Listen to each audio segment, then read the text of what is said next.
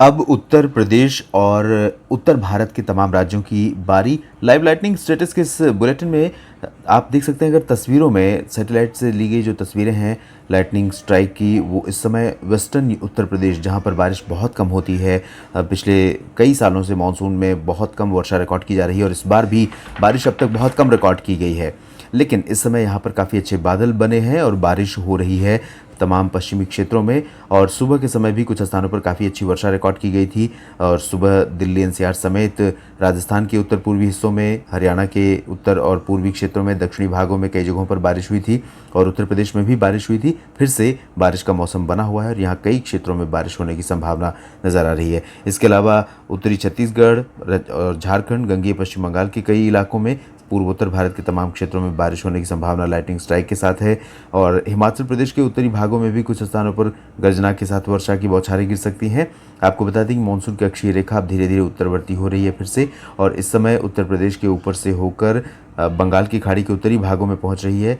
लगभग इस तरह से इसका जो लोकेशन है या इसका जो डायरेक्शन है लगभग इस तरह से है।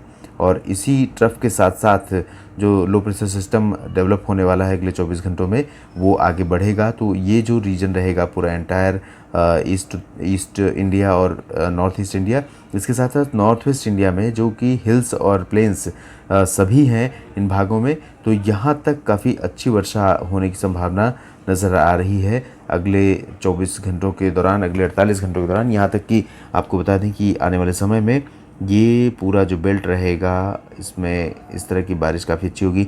मध्य प्रदेश भी काफ़ी प्रभावित होने वाला रीजन रहेगा। राजस्थान पर भी बादल छाएंगे कई जगहों पर, और राजस्थान के कई इलाकों में यहाँ पर कई दिनों से बारिश नहीं हुई है, लंबे समय से बारिश नहीं हुई, इंतज़ार लोगों का यहाँ पर बना हुआ है। तो राजस्थान के चूरू और गंगानगर, हनुमानगढ़ तथा आसपास के इलाकों में, कुछ इलाकों में आज सुबह के समय काफ़ी ज़्यादा वर्षा रिकॉर्ड की गई है। उम्मीद यह है कि अगले 4-5 दिनों के दौरान ये पूरा का पूरा बेल्ट इसी तरह की बारिश लगातार देखता रहेगा।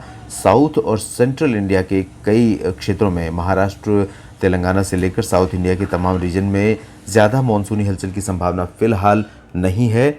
और मानसून की वर्षा की जो संभावना ज़्यादा है, जम्मू कश्मीर, हिमाचल, उत्तराखंड, पंजाब, हरियाणा, राजस्थान, दिल्ली, उत्तर प्रदेश, बिहार, झारखंड और गंगेय पश्चिम बंगाल तथा पूर्वोत्तर भारत में ज़्यादा वर्षा की संभावना है। इसके बाद 48 घंटों के बाद, या कह सकते हैं 24 घंटों के बाद, मध्य प्रदेश पर बारिश फिर से एक बार ज़ोर पकड़ेगी और उम्मीद कर सकते हैं कि मध्य प्रदेश के उन क्षेत्रों में, उन ज़िलों में भी वर्षा रिकॉर्ड की जाएगी जहां पर अब तक बारिश में बहुत कमी रही है। मध्य प्रदेश के इन उत्तरी क्षेत्रों में सुबह के समय भी वर्षा रिकॉर्ड की गई, इस समय भी कुछ स्थानों पर बारिश हो रही है।